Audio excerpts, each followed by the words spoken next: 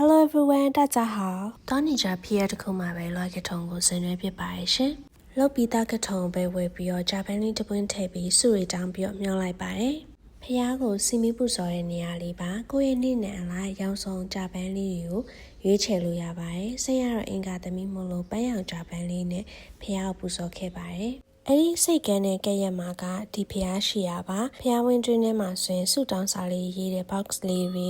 စာရေးလို့ရတဲ့ရွှေခေါင်းလောင်းငွေခေါင်းလောင်းလေးတွေလည်းထားပေးထားပါတယ်ဘိုးတထောင်ပိုးပိုးကြီးပုံတူရုပ်ထုလည်းတွေ့ခဲ့ပါတယ်တာမန်ရက်ဆိုရင်လူသိမ့်မရှိတော့လူမရှိတော့ဘူးလို့ပဲထင်တာပွဲစည်းလည်းရှိရဲ့လွယ်ကထုံနဲ့ရောပဲဆိုတော့လူတော်တော်ကိုစီကားပါတယ်ဖျားမှာတွေ့ရဲ့ကလေးလေးချစ်ဖို့ကောင်းလို့ခွင့်တောင်းပြောရိုက်ထားတာငါးစာလေးနဲ့ရောပဲကထုံလေးလှုပ်ထားထီလက်မှတ်လေးတွေရောငါပြောရက်ကလေးတွေနဲ့ရော recycle ပြန်လုပ်လို့ရတဲ့ပစ္စည်းလေးတွေပဲသုံးထားတာပေါ့နော်ကြာလှီလေးတွေ့တော့စိတ်လည်းမနေနိုင်လို့ထပ်ပြီးမျောခဲ့ပါသေးရဲ့ဖျားပြင်ဘက်မှာလည်း karaoke ဆိုပြီးပြောနေကြတာ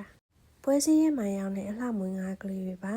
ဒီမှာဆိုလို့ရှိရင်မုံလေးတွေလည်းအစုံပဲပေါ့နော်ပွဲစည်းဆိုပေမဲ့လည်းလက်အိတ်ကလေးတွေဝတ်တေချာတန်းတန်းရှင်းရှင်းလေးရောင်းကြတာကိုတွေ့ပါတယ်သူသခင်ကခြေဝါးတာသဘောကျလို့ပေါ့နော်ပုံရိုက်လို့ရလားလို့မရတူတူတွဲရိုက်ပြီးမယ်ဆိုပြီးတော့ရိုက်ပေးထားအရိုင်းနဲ့သူ့နာမည်ကပြီးတော့အိမ်ပြန်ခဲ့ပါတယ်အားလုံးရဲ့ဆုတောင်းတွေလည်းပြည့်ကြပါစေရှင်